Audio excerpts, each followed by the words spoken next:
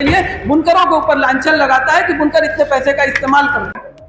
जो 36 बनने का आदेश आया है, तो बस मैं अपने भाइयों से यही कहूंगी, आप लोग एक सारी कमियां सरदार जी की है। जो बुनकरों की समस्या को लेकर के आप लोग बैठे हैं, हुए उनको काम में लगा दिया गया। काम करते करते कि 1000 करोड़ रुपया हम उत्तर प्रदेश के। चलिए, आज मैं आ गया हूँ प्रांगण भवन जो कि मैदान पर स्थित है और यहाँ पर आज बहुत ही ज़रूरी सम्मेलन रखा गया। बहुत ही खास मीटिंग है। यहाँ पर बुनकरों के हित की बात होगी, इल्म दीन की बात होगी और फ्लैट रेट की बात होगी। चलिए, यहाँ पर बहुत दूर से मेहमान भी आए हुए हैं, जैसे गोरखपुर, आसपास के पूरे बनारस के इलाके से और लोहता से भी लोग आए हुए हैं। चलिए देखिए यहाँ पर क्या क्या बातें होती हैं।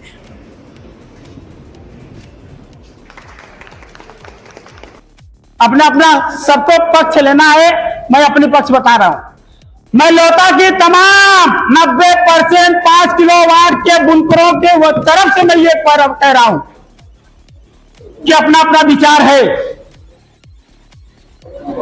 मेरा विषय है, आखिर बड़े लोग को फ्लैट रेट ही क्यों?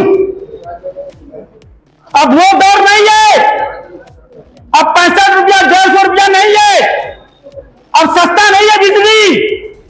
अब बिजली महंगी हो गई है और सरकार हमारी खुदमती की वजह से हमारे ऊपर तवज्जो नहीं दे रही है।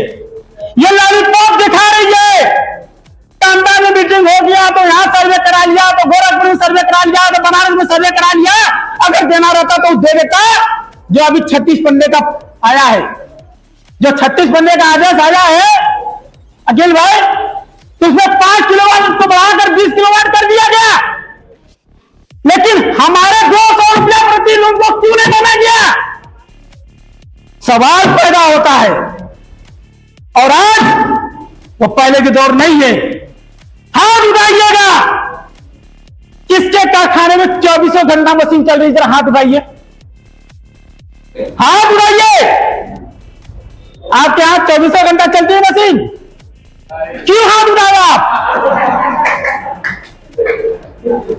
अरे ऐसा कीजिए। चलिए, आप सवाल फिर है, किसके कारखाने में अगर 10 मशीन है तो 10 की 10 चल रही है? जिसकी 10 की मशीन चल रही है हाथ उठाए।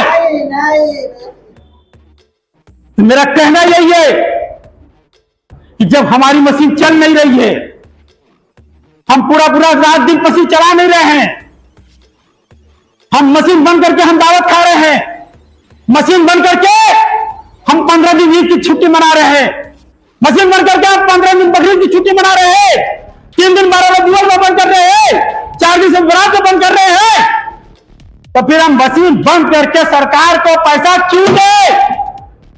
सवाल मेरा है।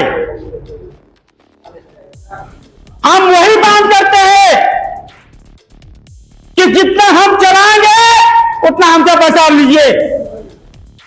सवाल पैदा होता है यहां पर कि कोई अगर 3 रुपया मांगे, कोई 2.5 रुपया मांगे, हम 1.5 रुपया मांगे। लेकिन अब ये 430 860 चलने वाला नहीं है। ये चलते चलते चलते चलते हमारे पास 10 मशीन थी, आज 2 मशीन बिकी, 35,000 रुपया पर मशीन हमने बेच दिया। किलो के भाव 1 कुंटल 10 किलो की होती है, लेकिन वो किलो से भी कम पड़ा।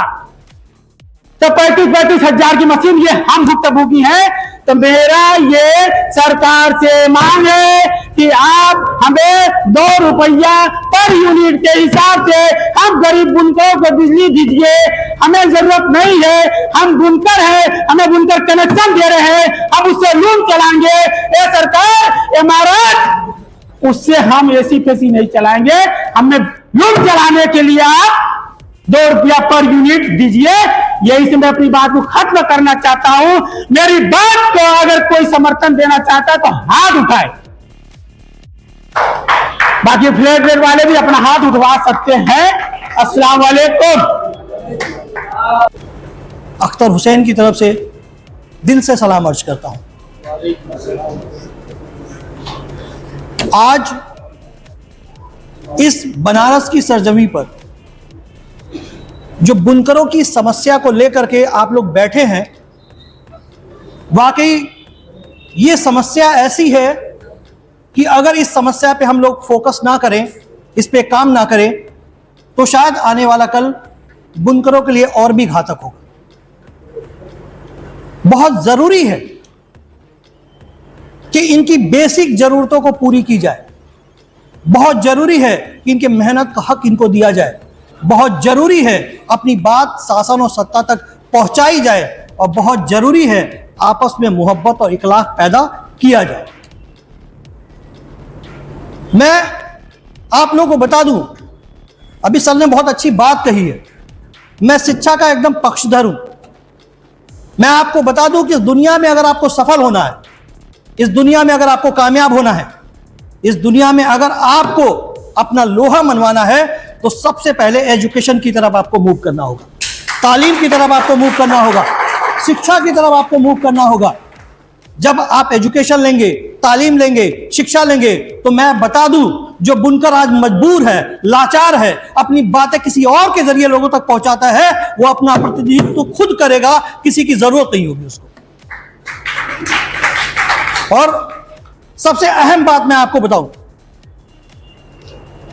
कि मुसलमान एक ऐसी कौम है, इस्लाम एक ऐसा धर्म है, जहां भी है उन्होंने अपनी ईमानदारी का सबूत दिया है, अपनी मेहनत का सबूत दिया है, और हमेशा उन्होंने कोशिश की है कि हम जर्रा बराबर भी हराम की कमाई ना लें, लेकिन जो हमारी मेहनत है वो हमें मिलनी चाहिए। और मैं आप लोगों को एक बात बताता चलूं, जैसे आप लोगों ने कहा है कि बुनकरों का एक संगठन होना चाहिए। मेरे दोस्त, ये बहुत लाजिम है, ये बहुत जरूरी है। और जैसे आपने बताया कि छोटे छोटे समूह बनने चाहिए, मैं आपको बता दूं कि आज भारत में आप चाहें तो 3 तरीके से जो है आप अपने उस समूह को बना सकते हैं। पहला, आप चाहें तो बुनकर चैरिटेबल ट्रस्ट बना सकते हैं, जो ऑल इंडिया काम कर सकता है। आप चाहें तो 1860 अधिनियम के अंतर्गत एक सोसाइटी बना सकते हैं, जो बुनकर इंडिया लेवल और प्रदेश लेवल पे काम कर सकता है।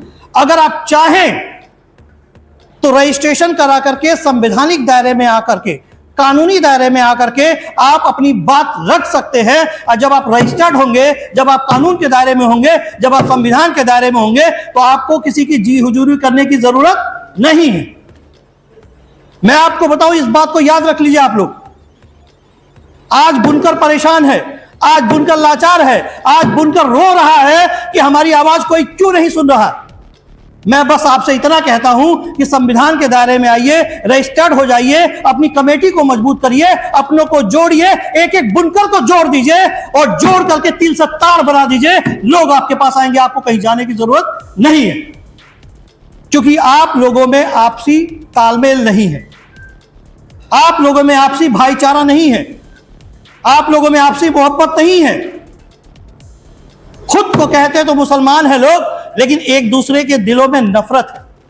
तो मैं आप लोगों से गुजारिश करूंगा कि अगर आप बुनकर समाज को आगे बढ़ाना चाहते हैं, या बुनकरों के बच्चों के भविष्य को बेहतर बनाना चाहते हैं, तो सबसे पहले सर ने जो बात कही है, आप संगठित होइए, आप यूनाइटेड होइए और संघर्ष करिए और कोशिश करिए कि अगर आपके घर में एक रोटी की व्यवस्था है, अच्छे कपड़े पहनने की व्यवस्था नहीं है, फिर भी मेरे दोस्त अपने बच्चों को तालीम दीजिए, अपने बच्चों को इल्म दीजिए और उनको इस कदर पढ़ाइए कि आने वाले कल में उन बच्चों को अगर बुनकर का भी काम करना पड़े तो सलीका और तरीका उनका एजुकेटेड हो, ताकि समाज को अच्छा पैगाम दे सके।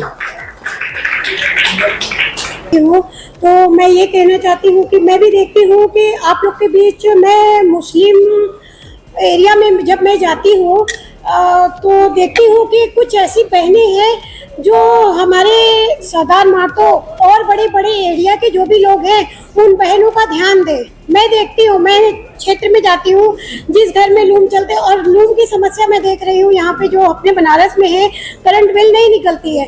तो इसके लिए भी जो भी चीज़ें हैं, मैं देखती हूँ कि जई एसडीओ किस तरह से हमारे बुनकर भाइयों के साथ वो कैसा व्यवहार करते हैं हम लोगों को पता चलता है। लेकिन जहाँ तक होता है मैं सपोर्ट करती हूँ अपने भाइयों का, और ये कोई उनका राइट नहीं है जैसे आप लोग के साथ किया जाता है वैसे नहीं होना चाहिए।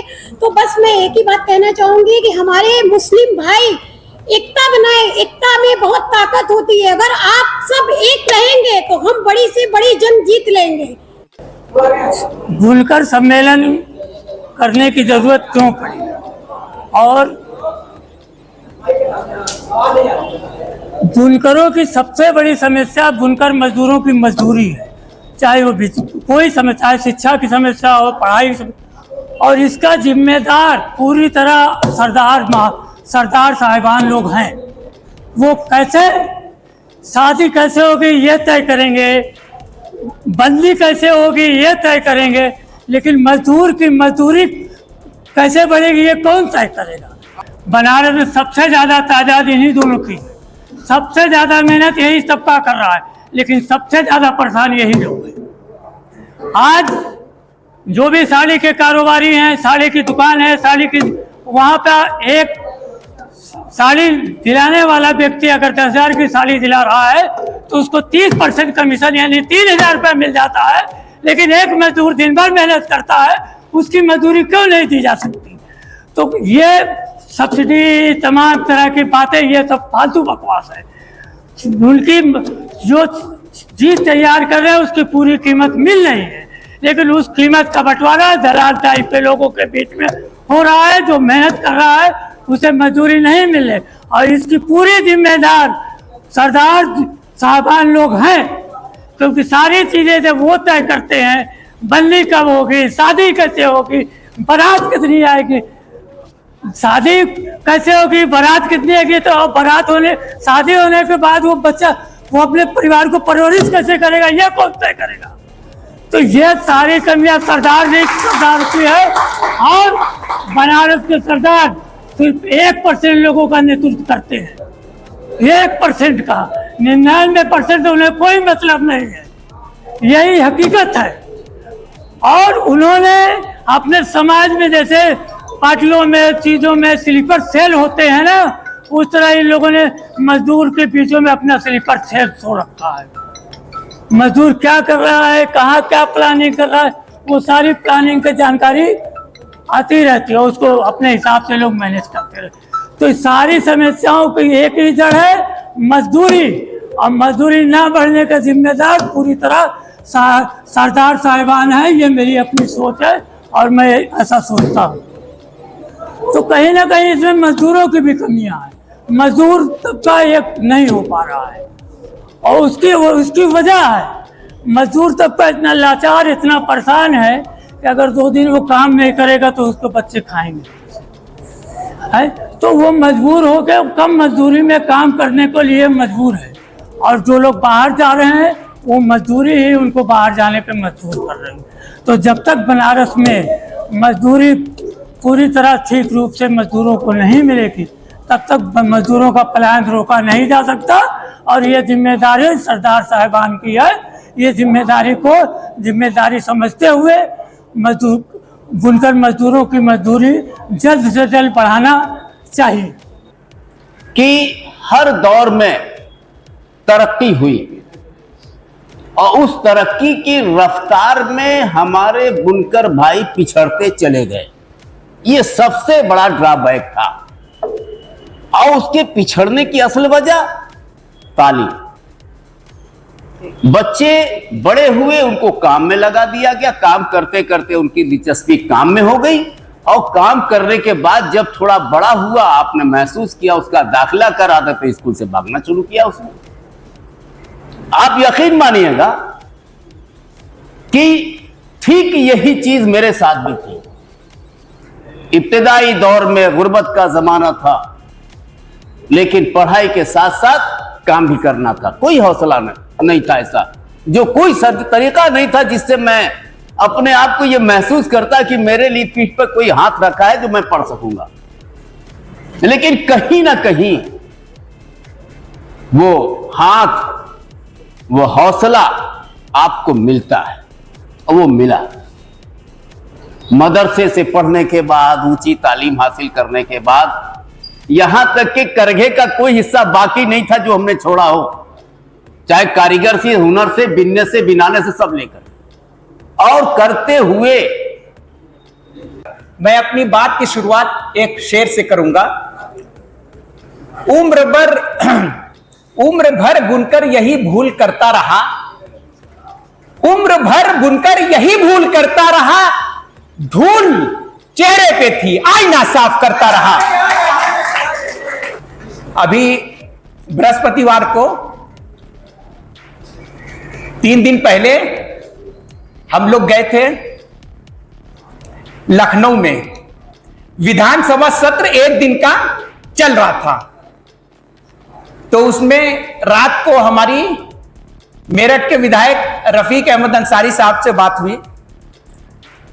तो एक 8 विधायकों का प्रतिनिधिमंडल कपड़ा मंत्री राकेश सचान जी से मिला और अपनी बातों को पुरजोर तरीके से रखा। उसके बाद अपर प्रमुख सचिव से मुलाकात हुई और उनको ज्ञापन दिया गया कि आपने जो 200 रुपया और 400 रुपया प्रस्ताव बनाकर मुख्यमंत्री जी के समक्ष प्रस्तुत किया है, पूरा उत्तर प्रदेश का समाज और पूरे उत्तर प्रदेश का बुनकर इसको मानता है और इसी को आगे आप बढ़ाइए। उस चीज को हम लोगों ने, विधायक जी ने अपने लेटर पैड पर लिख कर दिया और उन लोगों ने माना भी है और कहा कि आप लोगों का 1000 करोड़ रुपया हो गया है। तो हम लोगों को पॉजिटिव सोचना भी चाहिए। अभी इदरीस भाई ने कहा कि जब हम लोग सबसे पहले 2018 में सत्यदेव पचौरी जी से मुलाकात करने गए थे, तब उस समय उन्होंने कहा था कि हम 150 करोड़ रुपया आप लोगों को देते हैं, हमें कोई दिक्कत नहीं, हम 200 करोड़ कर देंगे। आज मुख्यमंत्री जी और अपर प्रमुख सचिव जी ने कहा है कि 1000 करोड़ रुपया हम उत्तर प्रदेश के बुनकरों को दे रहे हैं फ्लैट रेट बिजली के लिए। उत्तर प्रदेश के मुख्यमंत्री ने इसको सैंक्शन कर दिया है, तो ये एक उपलब्धि के तौर पर माना जाएगा। लास्ट में सदन चल रहा था, उसके बाद हमारे मुख्यमंत्री जी, उत्तर प्रदेश के मुख्यमंत्री की मुलाकात जनाब रफीक अहमद अंसारी विधायक मेरठ से हुई और उस पर चर्चा भी हुई। तो कहने का मतलब यह है कि हम लोगों को थोड़ा सा पॉजिटिव भी सोचना चाहिए। सरकार परेशान तो कर रही है लेकिन दे रही है, इस तरीके से परेशान कर रही है कि पलायन हो रहा है और उसको हम समझ नहीं पा रहे। एक वक्ता ने कहा कि जब कोई पलायन करे तो उसके लिए हमें सोचना चाहिए। बनारस में बहुत सारे संगठन है, हम यहां से एक अपील करेंगे कि अगर कोई बनारस से पलायन करे तो जैसा हमने कहा कि डायलॉग, बातचीत, वार्ता, तो एक बार किसी भी बुनकर संगठन से बातचीत करवा दीजिए। हर जगह बुनकर संगठन है, सरदार साहबान हैं, महतो लोग हैं, आपके लोकल सरदार हैं, एरिया के सरदार हैं, तो एक बार बातचीत करवा दीजिए ताकि अगर कोई रास्ता निकल सके तो रास्ता निकाला जा सके। कि अभी जुबैर आदिल साहब ने कहा कि सरकार हमको 1000 करोड़ रुपया सब्सिडी के नाम पर दे रही है। मुझे लगता है ये बहुत बड़ा धोखा है बुनकरों के साथ। सरकार कहती है कि हम इतना पैसा बुनकरों को दे रहे हैं, लेकिन असल में ये होता ये है कि बिजली विभाग और हथकरघा विभाग, ये दोनों विभाग मिल करके बुनकरों के नाम पर आने वाली सब्सिडी को बिजली विभाग अपने घाटे को पूरा करने के लिए और हथकरघा विभाग के अधिकारी अपने जो महत्वाकांक्षाएं हैं उनको पूरा करने के लिए इस पैसे को इस्तेमाल करते हैं। ये पैसा बुनकर तक जाता ही नहीं है। सरकार कहती है कि हम 1000 करोड़ रुपया बुनकर को सब्सिडी के नाम पर देते हैं। पूरे उत्तर प्रदेश में बुनकरों के कनेक्शन जो हैं वो करीब 2,79,000 किलोवाट के कनेक्शन है बुनकरों के, जो 0 से लेकर के 150 किलोवाट तक के कनेक्शन है। 1 से लेकर 120 किलोवाट तक के जो कनेक्शन है वो 1 लाख के आसपास है। अभी सरकार ने एक जो है तो प्लान बना करके बुनकरों के बीच में दिया है कि LMB 2 पर और LMB 6 पर और ग्रामीण क्षेत्र में और शहरी क्षेत्र में हर बुनकर पर इतना बोझ आता है। उसमें वो ये दर्शाते हैं कि LMB 2 का जो शहरी क्षेत्र का कंज्यूमर है, बुनकर है, हम उसको 3416 रुपया पर किलोवाट की सब्सिडी देते हैं, 3416 रुपया। और जो LMB6 का कंज्यूमर है उसको हम 3104 रुपया समथिंग सब्सिडी देते हैं पर किलोवाट। बुनकर से 400 रुपया पर किलोवाट लेने के बाद हमारी ये सब्सिडी आएगी। अच्छा, उसमें वो इस बात को भी क्लियर नहीं करते कि जो अन्य खर्चे हैं जैसे इलेक्ट्रिसिटी ड्यूटी, मीटर चार्ज, अन्य जो खर्चे हैं वो कौन वहन करेगा, वो अपने प्लान में इस बात को भी नहीं दर्शाते। और उसको ना दर्शाने के बाद भी जो सरकार का खर्चा आता है वो कहते हैं कि 910 करोड़ रुपया हम बुनकर के नाम पर सब्सिडी दे रहे हैं। ये बहुत बड़ा धोखा है बुनकरों के साथ। ये सारा पैसा बिजली विभाग अपने घाटे को पूरा करने के लिए बुनकरों के ऊपर लांछन लगाता है कि बुनकर इतने पैसे का इस्तेमाल करता है। सबसे पहले तो हमें इस बात का विरोध करना चाहिए कि बुनकर इतने पैसे का इस्तेमाल ही नहीं करता। हम कहते हैं कि आप हमको कहते हैं कि 3416 रुपया पर किलोवाट की सब्सिडी देते हैं, 3104 रुपया पर किलोवाट की सब्सिडी देते हैं। आप जैसे पूरे प्रदेश के लोगों की बिल बनाते हैं, जो भी कमर्शियल रेट से बनाते हैं उसी रेट से बुनकर की बिल बनाइए। जिस रेट से आप पूरे प्रदेश के सभी उपभोक्ताओं की बिल बनाते हैं उसी रेट से आप बुनकरों की भी बिल बनाइए और बुनकरों को नीचे एक कॉलम में सीधी सब्सिडी 2600 रुपया पर किलोवाट दे दीजिए। आप कहते हैं कि हम 3416 रुपया दे रहे हैं, हम 3100 रुपया दे रहे हैं। हम कहते हैं आप हमको मत दीजिए 3100 रुपया, मत दीजिए 3400 रुपया, आप हमको 2600 रुपया पर किलोवाट की एक मुश्त सब्सिडी, जैसे आप पूरे प्रदेश के लोगों की कमर्शियल बिल बनाते हैं वैसे हमारी बिल बनाइए और एक 2600 रुपया पर किलोवाट की सब्सिडी दे दीजिए। यकीन जानिए इससे बुनकर खुशहाल हो जाएगा। ये सारा ब्लेम जो बुनकरों पर लगाया जाता है, बुनकरों का शोषण किया जाता है, बुनकर बिल पे जमा करने जाता है तो उसको लगता है कि जैसे मतलब कि जिस तरीके से उसके साथ व्यवहार किया जाता है वो आप लोग इसको बखूबी जानते हैं जो कार्ड की बिल जमा करने जाते हैं। तो मेरी आपसे दरखास्त है कि हम सरकार के सामने एक डिमांड रखें कि बुनकरों को 2600 रुपया पर किलोवाट, पूरे प्रदेश की एक आवाज 1 किलोवाट पर 2600 रुपया पर किलोवाट की सब्सिडी अगर हमको सरकार देती है तो यकीन जानिए इससे बुनकर शोषण से बचेगा और उसकी तरक्की होगी। आप जितना कंज्यूम करते हैं वो सरकार के जेब से निकलेगा और बुनकर की जेब में जाएगा। जो बीच में बिजली विभाग अपने घाटे को पूरा करने के लिए बुनकर के नाम पर सरकार को धोखा देता है, कम से कम उससे तो हम बचेंगे।